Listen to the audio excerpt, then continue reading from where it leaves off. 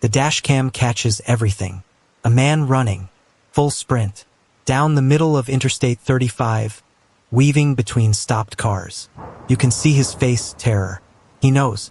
Behind him, ski mask, black rifle, methodical, not running, walking fast, hunting. 3 shots ring out. Pop, pop, pop. The runner stumbles, falls forward and hits the pavement hard. Blood spreads across the concrete. Drivers scream. Someone yells, "Call 911. The shooter walks back to his car, black Camaro. Drives away. This is Melvin Noble case. Stage name, Mo3, 28 years old. Dallas rapper, rising star. Dead on a highway in broad daylight. Chased down like an animal. And the person who allegedly paid for it? Another rapper, former friend, Markies Conway, known to fans as Yella Beezy. Before we dive deeper, like, share, subscribe and turn on notification so you don't miss what comes next. This case has everything. A hit contract, alleged $40,000 payment, and a murder caught on camera. November 11th, 2020. Wednesday, noon.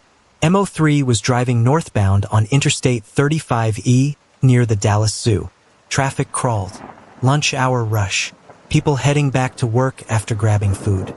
Ordinary day, until the black Chevrolet Camaro pulled alongside his vehicle. A man stepped out, black ski mask covering his face, torn black shirt, gray pants, AR-15 style rifle in his hands. Mo3 saw him, understood immediately what was happening, made a split-second decision that would be captured by dozens of cameras and witnessed by hundreds of people.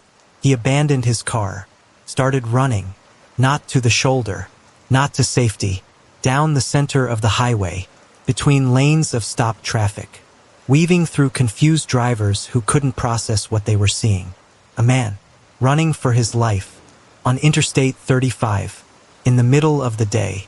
The masked gunman gave chase, on foot, in full view of everyone. This wasn't a dark alley, wasn't a secluded location. This was a major Dallas highway during lunch hour. Witnesses pulled out phones, started recording. Some ducked low in their cars. Others called 911. Dispatch lines lit up. There's a man with a gun on the highway. Someone's chasing another man. Shots fired. Shots fired. The gunman closed the distance, raised his rifle, fired. First shot. Mo3 kept running. Second shot. He stumbled. Third shot. He went down hard, face first onto the hot concrete, blood pooling beneath him. An innocent bystander sitting in a stopped vehicle caught a stray bullet. He'd survive. Mo3 wouldn't. The shooter didn't check if his target was dead. Didn't hesitate. Turned around. Walked calmly back to the Camaro. Got in. Drove away. Traffic chaos. People screaming. Some ran to help Mo3. Others stayed in their cars, terrified. Paramedics arrived within minutes. Found Mo3 unresponsive. Multiple gunshot wounds to his back. They rushed him to a nearby hospital. Doctors tried everything, but the damage was too severe. Melvin Noble, 28 years old. Rising Dallas rapper with a hit song and a promising career. Dead. Not in a gang shooting. Not in a home invasion. On a public highway. During lunch. While people watched. Dallas Police Chief U. Renee Hall held a press conference the next day. Her face showed the strain. This was a brazen act of violence, she said. In broad daylight, on a major highway, we will find who did this. Surveillance footage from nearby businesses captured portions of the chase. Dashcam videos from drivers went viral on social media. The images were clear enough to see details. The ski mask, the rifle, the gray pants, the torn shirt. Dallas police released the images publicly, asked for tips, offered rewards. The photos spread everywhere. Local news, national news, social media. Everyone in Dallas was talking about it. Who was this killer? Why did he do it? Was it random or targeted? 3 weeks later, police had their answer. Kewan Dontrell White, 21 years old, convicted felon, already facing weapons charges, out on bond for just $3,500. He was arrested December 9, 2020, charged with murder, also hit with federal charges for being a felon in possession of a firearm. But detectives didn't think he acted alone. The execution was too bold, too calculated. Someone hired him. Someone paid him. Someone wanted Mo3 dead. For 4 years and 4 months, that question haunted Dallas. Who paid Keiwan White? Who wanted Melvin Noble eliminated? Who had the motive, the means, and the willingness to order a hit on a public highway? The answer, when it finally came in March 2025, shocked the hip-hop world. March 20th, 2025, 4 years, 4 months, and 9 days after Mo3's death, Dallas police arrested Markies Conway, known professionally as Yella Beezy. Age 34, successful rapper, millions of streams, major collaborations. The charge, capital murder while remuneration. In Texas, that means murder for hire, one of the most serious charges in the state's criminal code. A Dallas County grand jury had indicted him. The allegation, Conway intentionally and knowingly caused Mo3's death by hiring Keiwan White and paying him to commit the murder. The arrest made national headlines.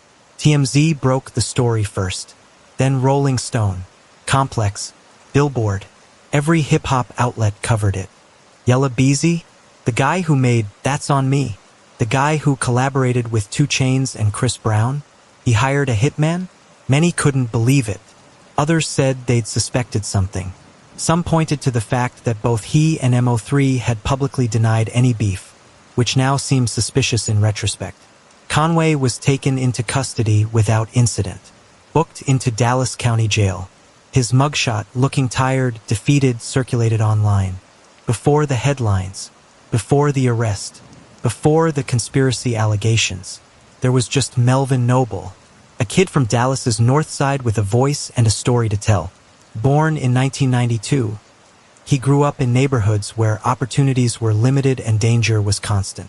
Music became his outlet, his therapy, his way of making sense of a chaotic world. By his early 20s, Noble was building a local following.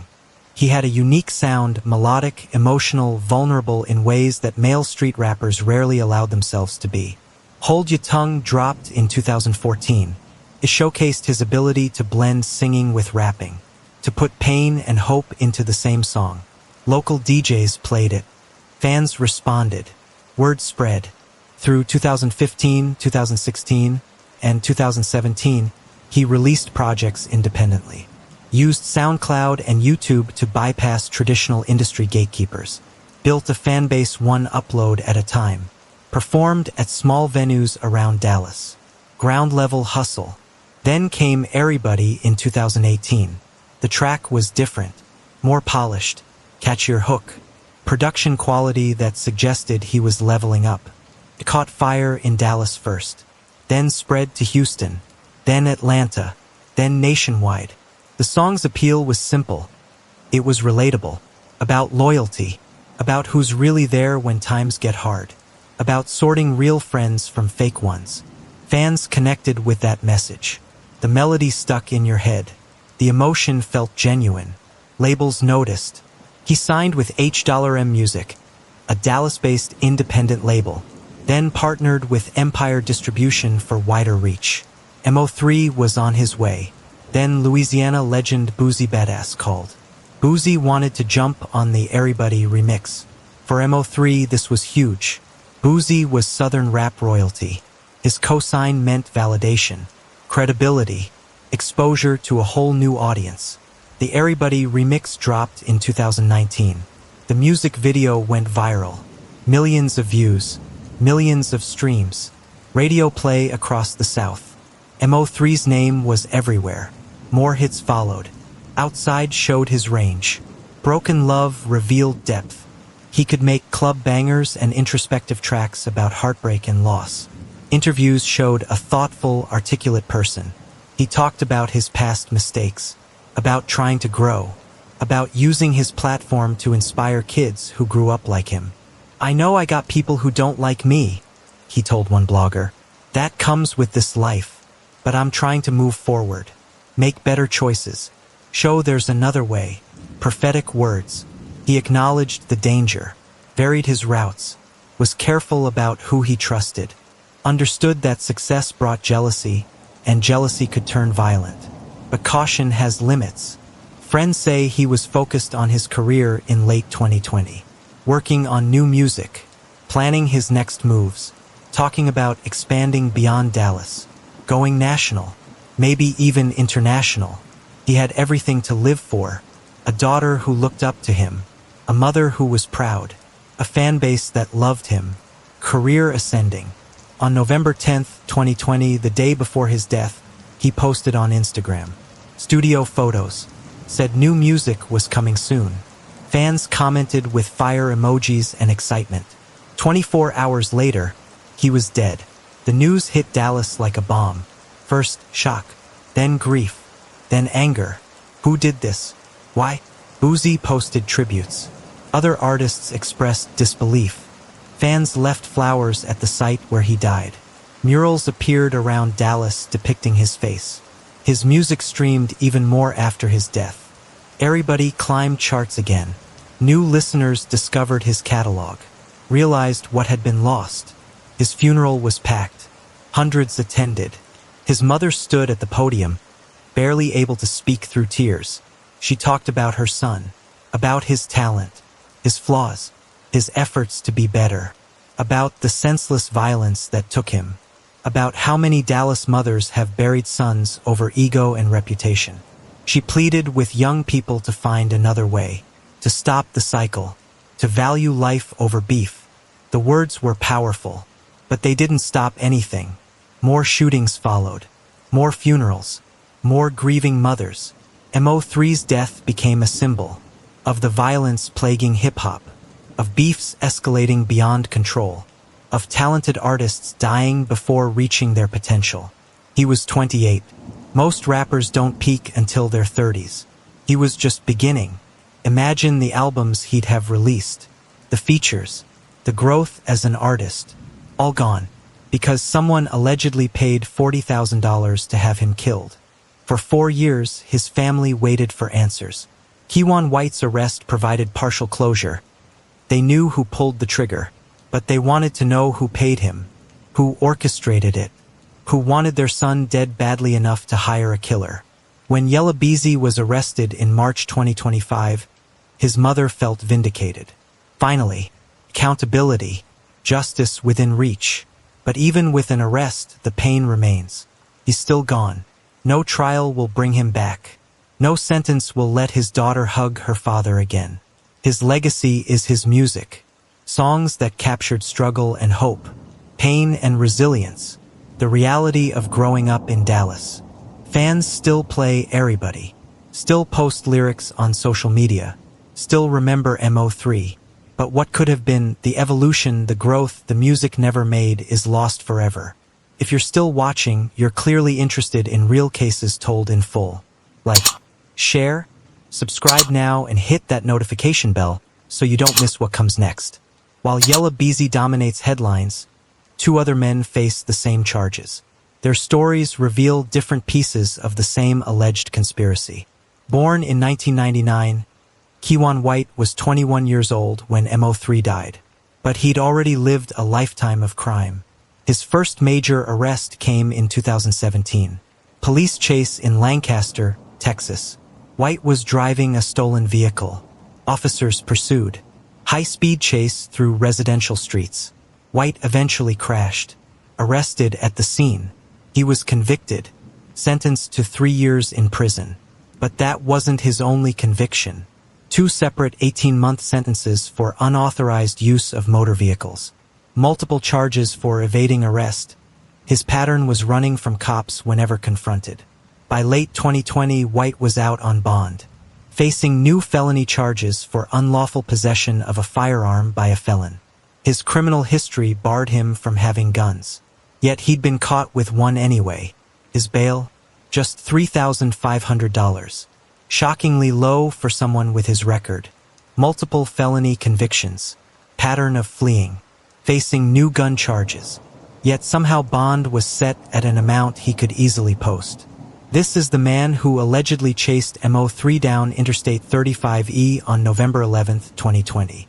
Witnesses described him: black ski mask, torn black shirt, gray pants, AR-15 style rifle, running down the highway, hunting another human being while hundreds watched. After the shooting, White got back in the black Camaro and drove away. For 3 weeks, he remained free. Then surveillance images went public. His face, partially visible despite the mask, was clear enough. Someone recognized him, called it in. December 9, 2020. Dallas police arrested White, charged him with murder. Federal authorities also charged him. Felon in possession of a firearm during a crime of violence. The federal charge was straightforward. He had the gun. He'd been convicted before. That's illegal. Easy conviction. White's attorneys negotiated a federal plea deal. He pleaded guilty, received 9 years in federal prison. Currently, he's serving that sentence. He'll be released in his early 30s if he serves the full term. But the state murder charge still hangs over him. Texas charges him separately. And unlike the federal case, this one could mean life without parole. That's where White's situation gets interesting. He has massive incentive to cooperate with prosecutors against Yella Beezy. Think about his options. Option 1. Stay silent. Go to trial on the murder charge. Likely get convicted. There's video of him chasing Mo3, witnesses who saw him shoot, ballistics evidence. Receive life without parole. Die in prison. Option 2. Cooperate. Tell prosecutors everything. Testify that Yella Beezy hired him. Explain how the payment happened. Detail the planning. In exchange, maybe get a deal, 20 or 30 years with possibility of parole instead of life without. Option 2 means potentially seeing freedom someday, seeing his family, having a life after prison.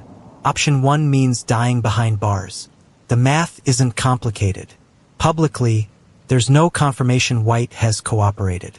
His attorney hasn't commented. Court records don't reveal any cooperation agreement.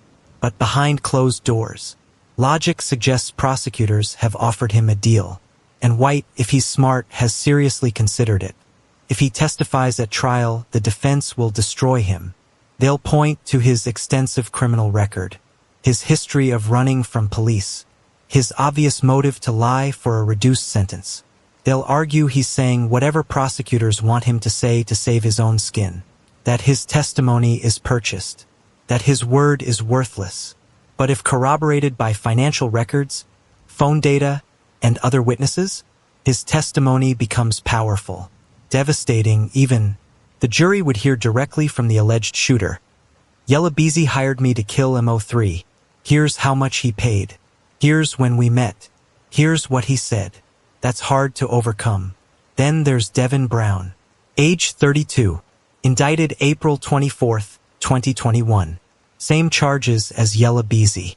But what did he actually do? Court documents don't say. Unlike White, clearly the shooter, Brown's role remains vague. Was he the driver? The lookout? The one who helped obtain the rifle? The intermediary who connected Yella Beezy with White? Prosecutors haven't clarified publicly.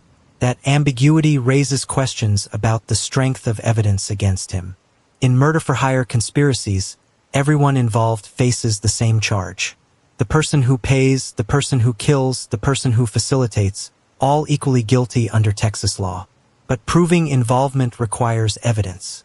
You can't just charge someone because they knew the other defendants. What connects Brown to this case? That's unclear. He's currently in Dallas County Jail. Has been there since his indictment. Unable to post bond or bond was denied. His trial was originally set for November 2025. Likely delayed now to align with the others.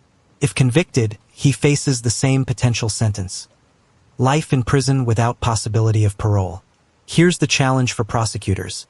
If Brown's role was minor, maybe he just introduced Yella Beezy to White or drove someone somewhere once. Convincing a jury he deserves life without parole becomes harder.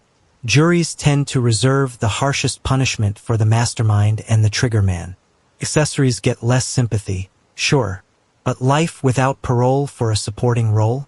That's a tough sell unless evidence shows deep involvement. Defense attorneys will exploit this ambiguity. They'll argue Brown barely knew what was happening, that he's being swept up in a conspiracy theory, that prosecutors need a third defendant to make their case look stronger.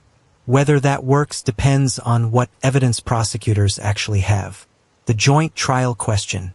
All three were originally scheduled for trial together. February 2nd, 2026. One jury, one trial. Same evidence applied to all three. Joint trials have advantages for prosecutors. Efficiency. One presentation of evidence for all defendants. Juries see the full conspiracy, but they're complicated. Each defendant has separate counsel. Conflicts arise. One defendant's testimony might help another's case but hurt their own. Yella Beezy's attorneys requested postponement. Granted. New date. August 24, 2026. Whether White and Brown's trials were also postponed or will proceed separately hasn't been clarified. A Dallas County DA spokesperson declined to comment on whether the three will be tried together. If tried separately, White's trial would be straightforward. Video shows him chasing Mo3. Witnesses saw him shoot. He had the gun. He ran. Clear conviction. Yella Beezy's trial would be circumstantial. Financial records, phone data, witnesses, possibly White's testimony. More complex. Higher stakes. Brown's trial would depend on what prosecutors can prove about his specific role. If tried together, jury hears everything at once, sees the full conspiracy. More likely to convict all three. But coordination becomes harder. Three defense teams attacking different parts of the case. Possible conflicts. As of February 2026, all three remain in different forms of custody. Yella Beezy, house arrest with ankle monitor. Once weekly studio visits. Keywan White, federal prison. Serving 9 years for gun conviction. Devin Brown, Dallas County Jail. Awaiting trial. 3 men, 3 stories, 3 lives hanging in the balance. To understand how 2 Dallas rappers allegedly went from colleagues to murder conspiracy, you need to understand the Dallas rap scene itself. For decades, Dallas existed in Houston's shadow.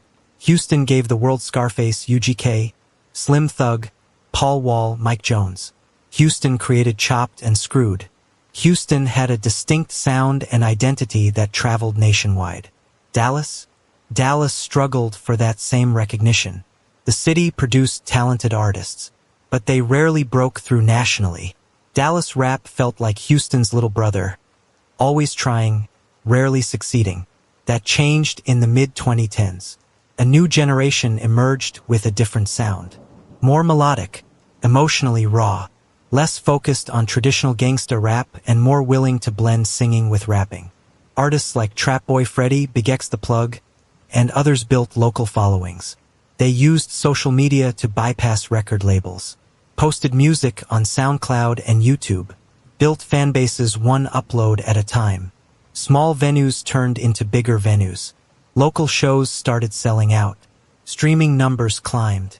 Suddenly, Dallas had a scene. By 2018, national attention arrived.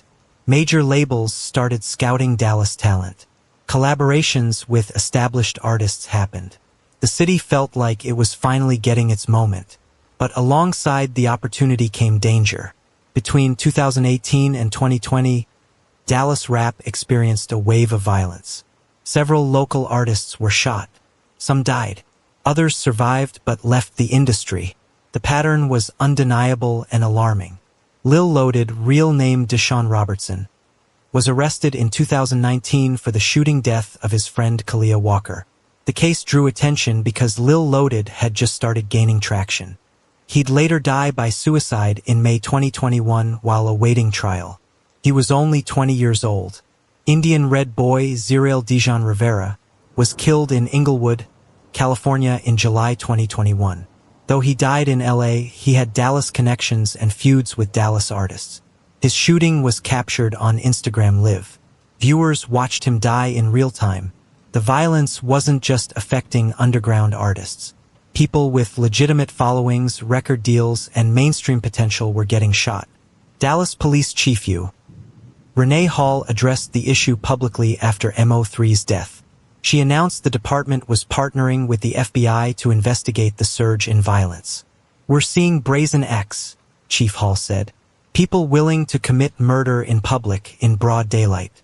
This is unacceptable, and we will dedicate resources to stopping it." But statements don't stop bullets. The violence continued. Why? What was driving rappers to kill each other? Experts and insiders point to several factors. Social media amplification. Beefs that used to stay local now go viral instantly. A diss track reaches millions within hours. An Instagram post gets screenshot and spread. Insults become public. Rappers feel pressure to respond, to defend themselves, to prove they're not soft. Silence gets interpreted as weakness. Weakness gets exploited. So minor conflicts escalate. Words become threats. Threats become action. The intersection of street life and music. Many Dallas rappers come from neighborhoods plagued by poverty and violence. They rap about their lived experiences. Drug dealing, gang activity, shootings. But they're not just observers. They're often still connected to that world. Making music doesn't erase old beefs. Getting a record deal doesn't make old enemies disappear. The past follows them, and sometimes it catches up violently.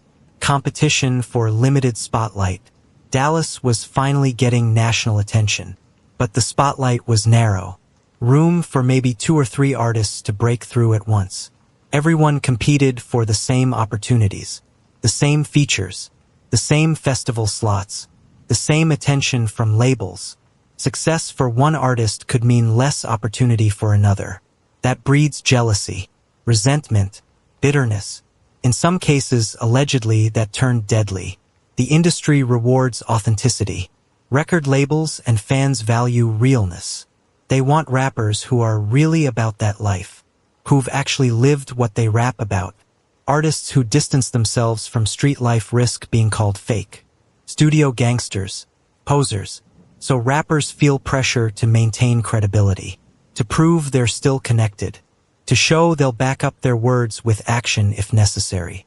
That creates a dangerous dynamic. Success should mean leaving violence behind. But the industry sometimes punishes artists for doing exactly that. Mo3 and Yella Beezy fit this pattern. Both came from challenging backgrounds. Both rapped about street experiences. Both built followings by seeming authentic. By 2019 and 2020, both were ascending. Mo3 had Everybody with Boozy. Yella Beezy had That's On Me with 2 Chainz. They competed for the same fans, the same opportunities, the same validation. And according to prosecutors, that competition turned into something darker. The community response. After Mo3's death, several Dallas artists spoke out, called for ending the violence, finding other ways to resolve conflicts, uplifting each other instead of tearing each other down. Some organized community events, peace rallies, programs to mentor young artists and keep them out of trouble. The intentions were good. The words were powerful. But systemic problems don't disappear because of rallies. The violence continued. The industry's role. Some blame record labels and media for glorifying beef, for promoting diss tracks, for giving attention to conflict. When 2 rappers beef, streaming numbers go up. People want to hear both sides. Labels profit from the controversy. That creates perverse incentives. Conflict becomes marketable. Peace becomes boring. Until someone dies. Then everyone acts shocked. Releases statements. Calls for change. But nothing actually changes. The larger context. Dallas rap violence doesn't exist in a vacuum. It's part of a larger pattern affecting hip-hop nationwide. In the past 5 years, dozens of rappers have been killed. Pop Smoke, King Von, Drakeo the Ruler, Young Dolph, Can Be Rock, Takeoff from Migos. Each death prompts the same conversation. Why is this happening? How do we stop it? But the killing continues. The Dallas scene represents a microcosm of this larger problem.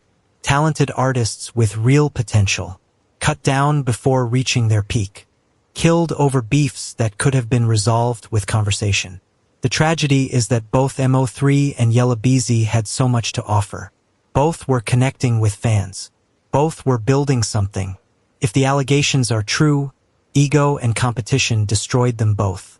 One is dead. The other faces life in prison. 2 careers, 2 families, 2 communities, all damaged by alleged violence that never needed to happen. The trial won't solve the Dallas rap violence problem, but it's a moment of reckoning, a chance for accountability, a statement that murder, even in the music industry, has consequences. As we move on, like, share, subscribe and turn on notification. Yella Beezy initial bond, $2 million. An extraordinarily high amount. It signaled prosecutors believed he was either an extreme flight risk or a danger to the community. His legal team immediately filed for a bond reduction hearing. On March 28, 2025, Judge Gracie Lewis presided over the hearing. Conway's attorneys argued the amount was excessive, that their client had deep ties to the Dallas community, that he wasn't going anywhere. Prosecutors presented a different picture. They showed the dashcam footage, Mo3 running, white chasing, shots fired. They mentioned Conway owned a bulletproof GMC Denali SUV. Why would someone need that unless they feared retaliation or were involved in violence? Conway's grandmother testified, said her grandson couldn't afford $2 million, that it was unreasonable. The irony wasn't lost on anyone. Conway lived in a mansion in Frisco, one of Dallas's wealthiest suburbs. He'd made millions from music, but his grandmother claimed he couldn't make bond? Judge Lewis reduced it to $750,000. Still substantial. Still a message. Conditions were strict. House arrest with GPS ankle monitor. No contact with any witnesses, victims' families, or co-defendants. Surrender passport immediately. No weapons of any kind. No drugs or alcohol. Weekly check-ins with pretrial services. Conway posted bond. Returned to his Frisco mansion. But his life had changed completely. His music career stalled. Collaborations dried up. Festival bookings canceled. Radio stations stopped playing his songs. Streaming numbers dropped. In late October 2025, his attorneys filed a motion. They asked Judge Chika Niam, the judge now presiding over the case, for permission to let Conway leave house arrest once weekly for studio time. The motion argued his bond conditions were destroying his career, that he needed to record music to support himself financially, that the ankle monitor ensured compliance anyway. Given the lack of violations and the condition that he maintain an ankle monitor, continued protection of the community is assured. Attorney John F. Guscio III wrote in the motion. Judge Niam granted it. Conway could leave once per week, 5 p.m. to 10 p.m. only. Travel directly to the studio and back. No stops, no visitors, no drugs, no weapons, no contact with protected individuals. An unusual arrangement. A man facing murder-for-hire charges being allowed to leave house arrest to record rap songs. But Conway had powerful legal representation. John F. Guscio III, established criminal defense attorney, experience with high-profile cases, drug trafficking, white-collar crime, violent offenses, and Toby Shook, former Dallas County prosecutor who'd handled major cases before switching to defense work. He'd prosecuted Darlie Routier, a mother accused of murdering her 2 young sons. She was convicted and sentenced to death. Having both Guscio and Shook signaled Conway was fighting hard, spending significant money, taking this case seriously. He'd need them.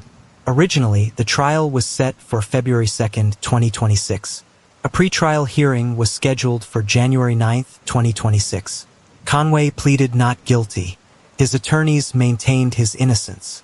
They told reporters they looked forward to trial and believed their client would be cleared.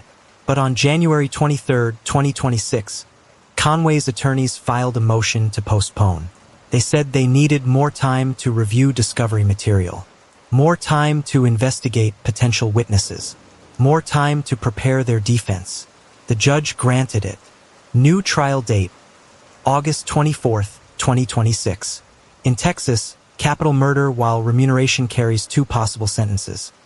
Life in prison without possibility of parole, or death by execution.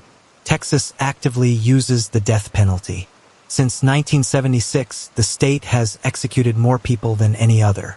However, prosecutors must decide whether to seek death. It's not automatic.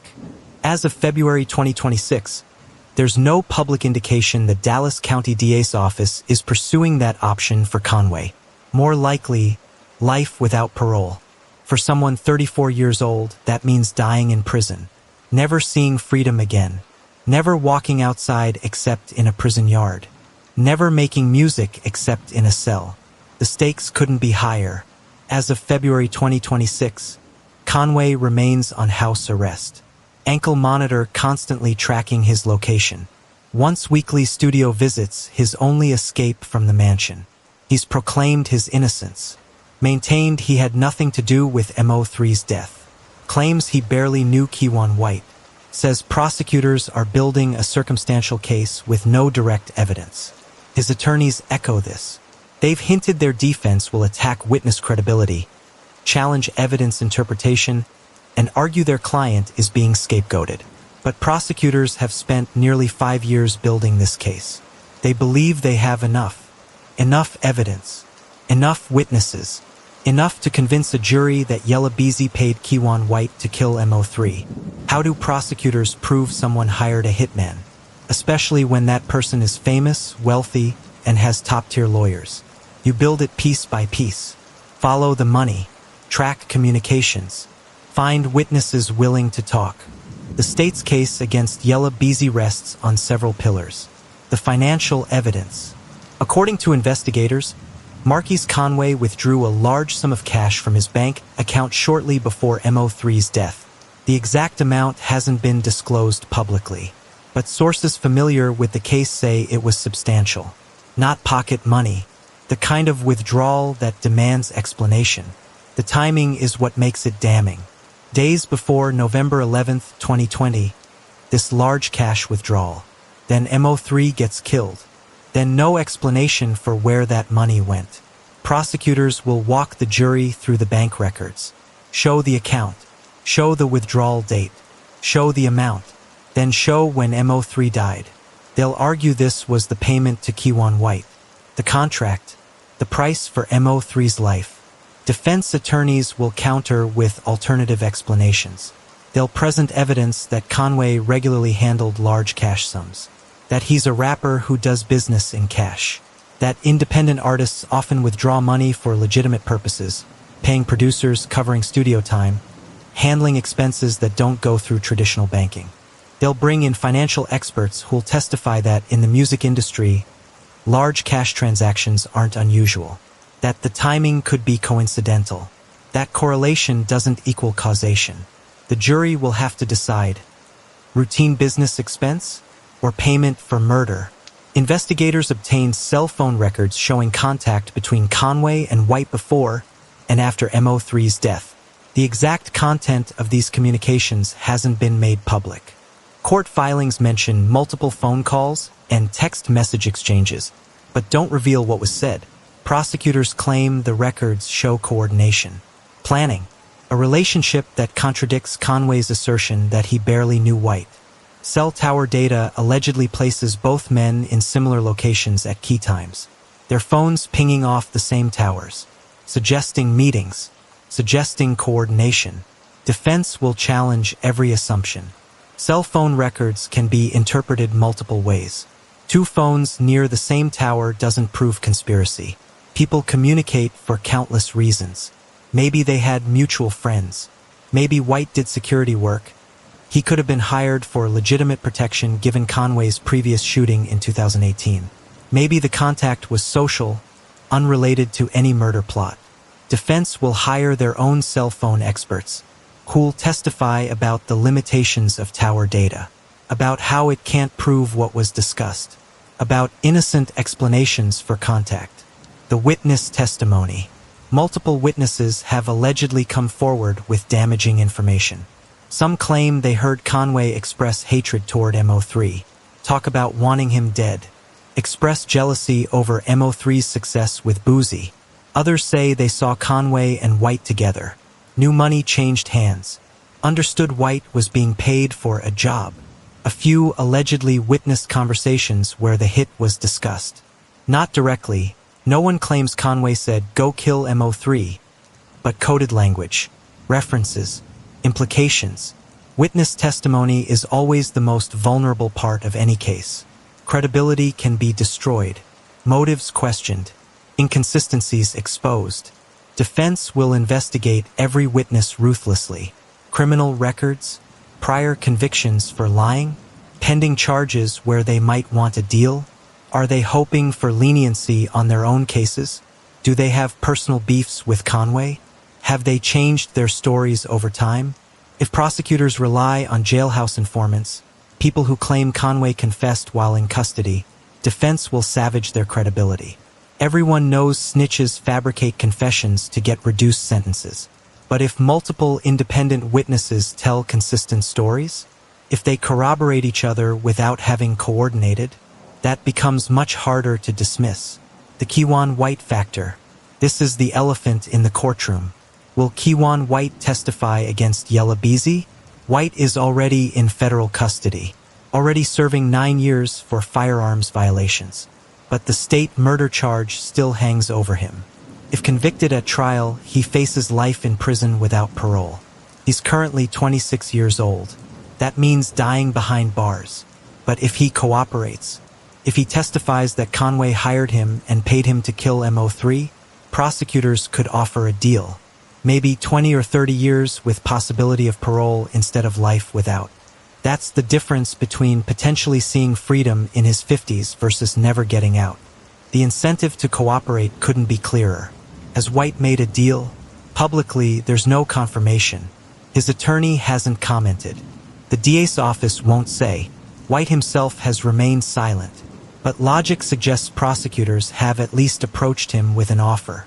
If White takes the stand and says, "Yella Beezy paid me $40,000 to kill Mo3. Here's how it happened. Here's when we met. Here's how he gave me the money." That's devastating for the defense. They'll attack his credibility viciously, point to his extensive criminal record, stolen vehicles, evading arrest, weapons charges, his obvious motive to lie for a better deal. They'll argue he's saying whatever prosecutors want to save himself, that his testimony is purchased, unreliable, the word of a career criminal trying to reduce his sentence. But if corroborated by the financial records, the phone data, the witness statements, if everything lines up, it becomes extremely difficult to dismiss. The motive evidence. Prosecutors need to establish why Conway would want Mo3 dead. Both publicly denied any beef. Conway claimed he'd never even heard of Mo3. Mo3 said there was no problem. So how do you prove a feud existed? Investigators will present context. Social media posts that fans interpreted as subliminal shots. Interviews where one artist seemed to dismiss the other. Diss tracks with veiled references. They'll call industry insiders who understood the tension. People who knew both artists. Who saw the competition. Who witnessed the jealousy. They'll point to Conway's statement, "I never heard of him," as evidence of disrespect, a dismissal, an insult that would have enraged Mo3 and his fans. They'll argue that in hip-hop culture, such dismissals are provocations, that egos drive decisions, that perceived disrespect can escalate to violence. Defense will counter that absence of public beef proves there was no motive, that prosecutors are inventing a narrative to fit their theory. They'll argue Mo3 and Conway had no reason to conflict. Different sounds, different audiences, room for both to succeed. The physical evidence. Beyond financial records and phone data, there's limited physical evidence linking Conway to the crime. He wasn't at the scene, didn't pull the trigger, wasn't in the Camaro. The rifle used to kill Mo3 hasn't been traced to him. The vehicle hasn't been connected to him. There's no DNA, no fingerprints, no physical tie to the actual execution. That's actually how murder for hire works.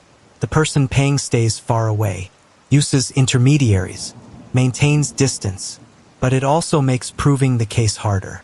Everything becomes circumstantial.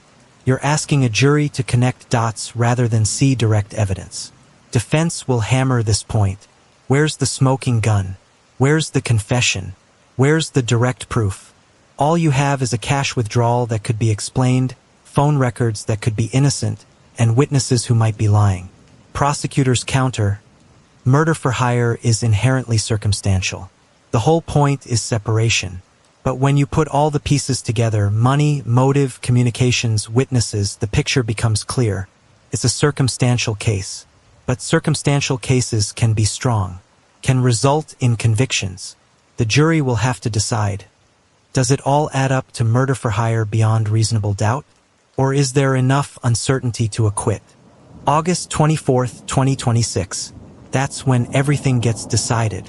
When lawyers present their cases. When a jury determines whether Yella Beezy orchestrated Mo3's murder. Both sides are preparing for war. The prosecution's strategy. Lead prosecutors from the Dallas County DA's office have spent nearly 5 years building this case. They believe they have enough to secure a conviction. Their strategy will be comprehensive.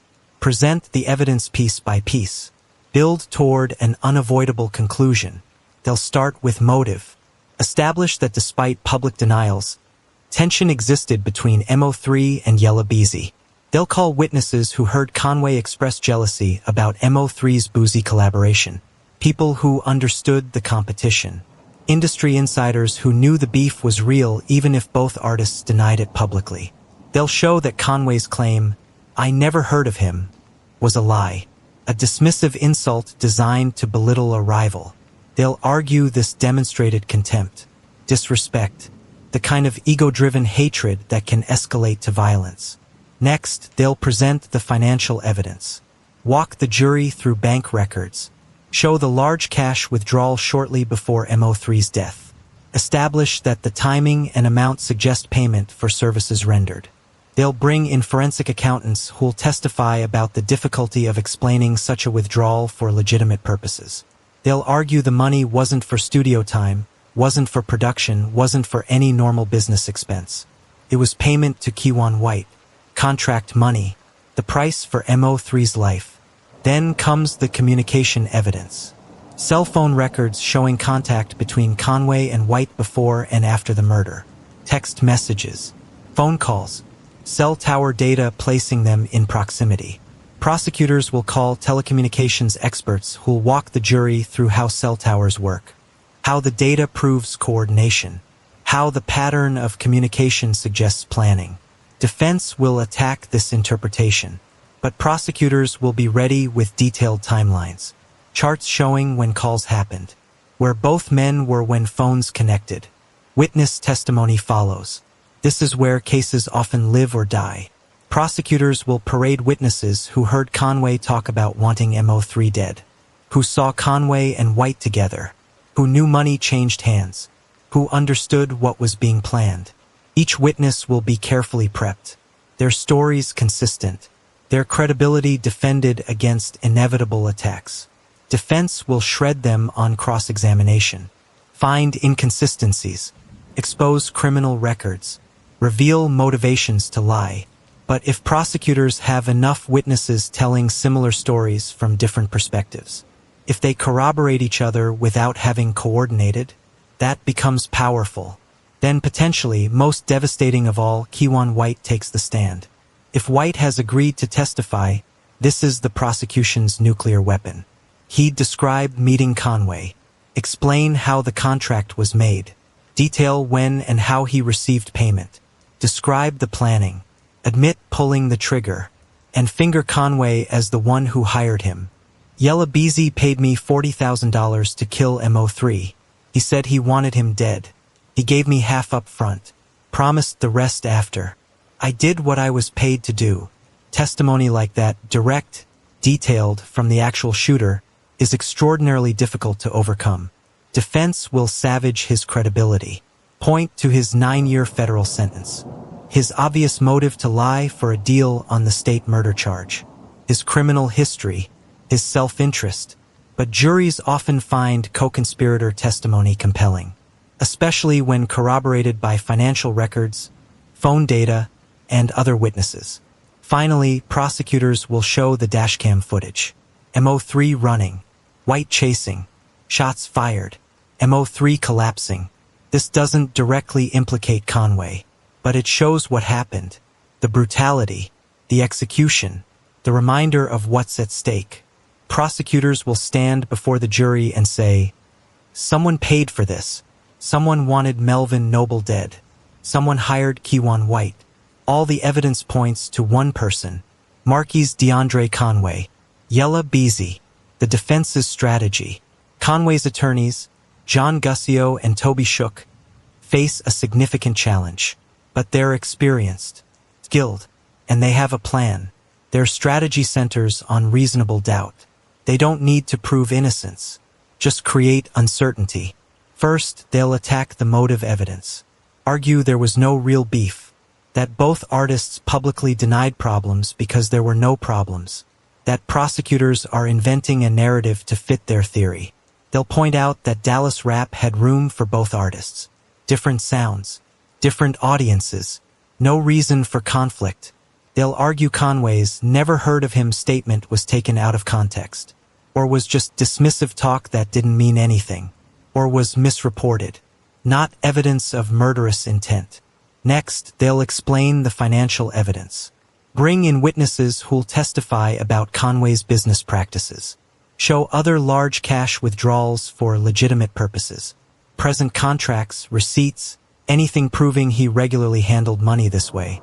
They'll argue the music industry, especially independent rap, operates in cash. Producers want cash. Studio time gets paid in cash. Features get paid in cash. This is normal. The timing was coincidental. For the phone records, they'll challenge interpretation. Hire their own telecommunications experts who'll testify that cell tower data can be ambiguous. That proximity doesn't prove conspiracy. That contact could have innocent explanations.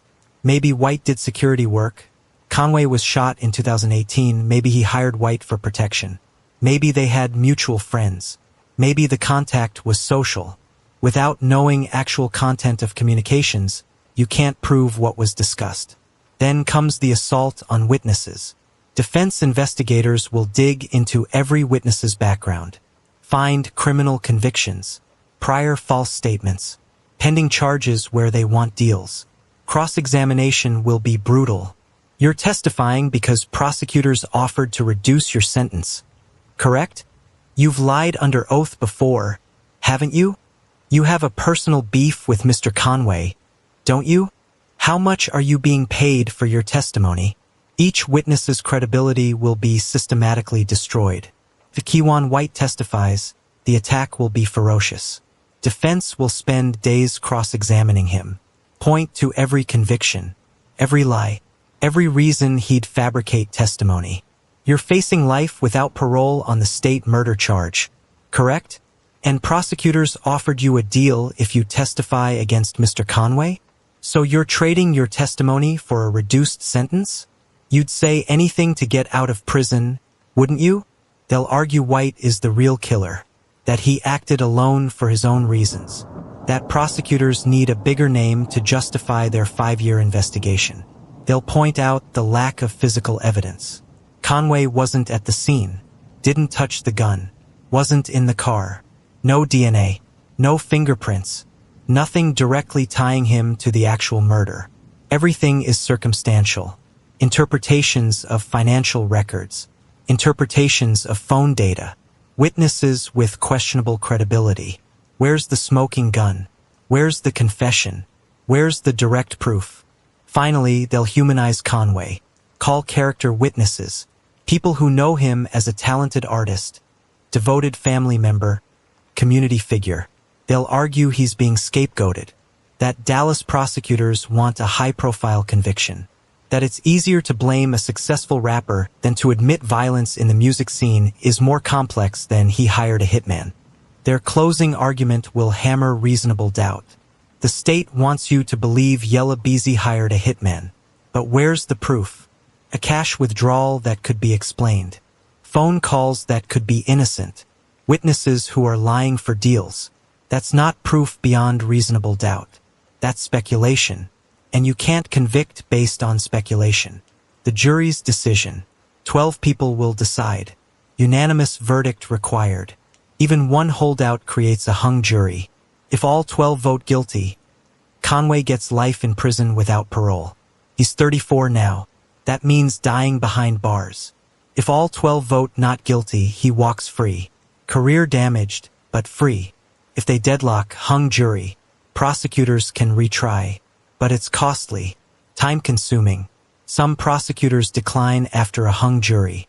The trial will last weeks, maybe a month. Hundreds of pieces of evidence.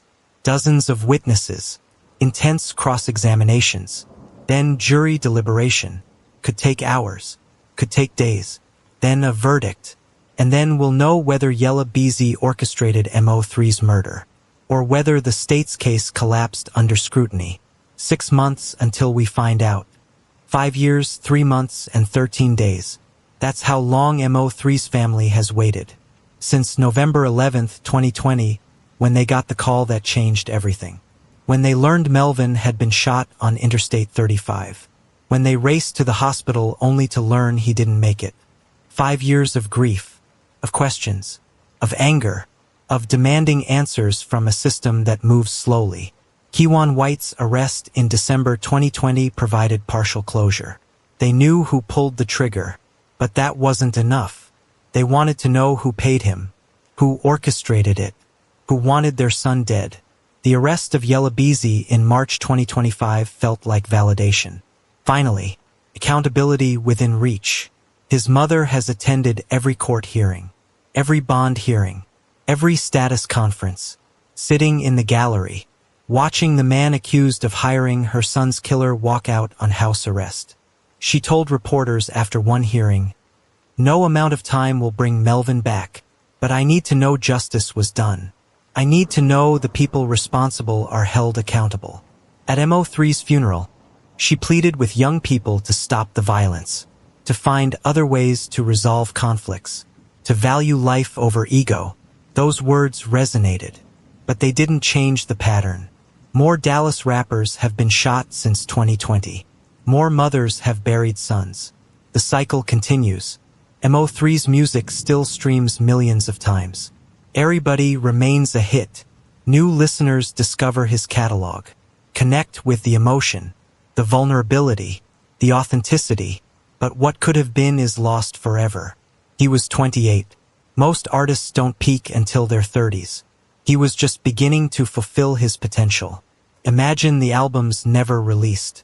The collaborations never recorded. The evolution never realized. The impact never made. All stolen. Because allegedly someone paid $40,000 to have him eliminated. The broader implications. This case represents more than just Mo3 and Yella Beezy. It's a symbol of hip-hop's ongoing violence problem. Why do beefs escalate to murder? Why can't conflicts be resolved without bullets? Part of it is environment. Many rappers come from communities where violence is normalized, where retaliation is expected, where showing weakness means becoming a target. Part of it is social media. Beefs that used to stay local now go viral. Millions watch. Pressure builds to respond, to prove you're not soft, to back up words with action. Part of it is the industry. Labels and fans reward authenticity. Want rappers who are really about that life. Value street credibility, so artists feel caught. Distance yourself from violence and risk being called fake, or stay connected and risk death or prison. Mo3 tried walking that line. Rapped about his past but talked about growth. About making better choices. About being a better father. It didn't save him. Yella Beezy tried balancing street credibility with mainstream success. Collaborated with major artists. Built a brand. Seemed to be transitioning away from street life. But according to prosecutors, he couldn't let go. Couldn't move past the beef. Allegedly paid someone to murder a rival. If convicted, the message is clear. Success doesn't protect you. Money doesn't protect you. Fame doesn't protect you. If you participate in murder for hire, you'll face justice. If acquitted, the questions multiply. Can prosecutors prove these cases? Will the violence continue? What message does acquittal send? The Dallas rap scene's reckoning. The trial will be watched closely by the entire Dallas rap community. Some believe Yella Beezy is guilty. Point to the evidence. Say the pieces fit together. Argue he let ego drive him to conspiracy. Others defend him. Say he's being scapegoated. That prosecutors wanted a high-profile name. That Kiwan White acted alone and authorities needed someone bigger to blame. Most stay silent publicly. Speaking out invites attention. Could make you a target. Could bring unwanted scrutiny. But privately, artists are watching. Waiting to see if accountability happens. Waiting to see if murder for hire actually gets punished. The verdict will matter. Will shape how future conflicts get handled. Will influence whether beefs escalate or get resolved. The human cost. Beyond the legal arguments and evidence, there's the human cost. A 28-year-old father will never see his daughter grow up. Never teach her to drive. Never walk her down the aisle. Never meet his grandchildren. A mother buried her son. Grieves every day. Visits his grave. Listens to his music and cries. A family lost their future. All the holidays, birthdays, celebrations that will forever have an empty chair. And if Yella Beezy is convicted, another family loses someone too. His grandmother testified at his bond hearing. His mother has attended court dates. They believe in his innocence. If he's convicted, they lose him too. Not to death, but to life imprisonment. Same result, he's gone. Violence destroys multiple families. Not just the victims. Everyone connected feels the impact. 6 months until verdict. August 24th, 2026. Trial begins. Jury selection first. Could take a week. Finding 12 people who haven't already formed opinions about this high-profile case won't be easy. Then opening statements. Prosecutors outline their case. Defense previews their strategy. Weeks of testimony follow. Witnesses for the state. Cross-examination by defense. Witnesses for the defense. Cross-examination by prosecutors. Closing arguments. Both sides make their final pitches. Then deliberation. 12 people locked in a room. Reviewing evidence. Debating. Deciding Yella Beezy's fate. We'll get our answer. Guilty or not guilty. Life in prison or freedom. Mo3's family will be there. Watching. Waiting. Hoping for justice. Yella Beezy's family will be there too. Praying for acquittal. Believing in innocence. Only the jury knows how it ends. The legacy. Regardless of the verdict, Mo3's legacy is secure. His music captured something real. Pain and hope. Struggle and resilience. The complexity of life in Dallas. Fans still play Everybody. Still quote his lyrics. Still remember his impact. He influenced the next generation of Dallas artists. Showed them vulnerability was strength. That being emotional didn't make you weak. His death became a cautionary tale. A reminder that success doesn't guarantee safety. That beefs can escalate beyond control. That words can lead to bullets. The trial won't bring him back. No verdict will undo what happened. No sentence will restore what was lost. But it's a step toward accountability. Toward justice. Toward sending a message that murder, even in the music industry, has consequences. 5 years, 3 months, and 13 days of waiting. 6 more months until the trial. Then we'll know. This is Crime Case Voices. Trial starts August 24th, 2026. Mo3, Melvin Noble, 28 years old. Rising star. Taken too soon. He deserved better. His family deserves justice. Bell subscribe for other cases.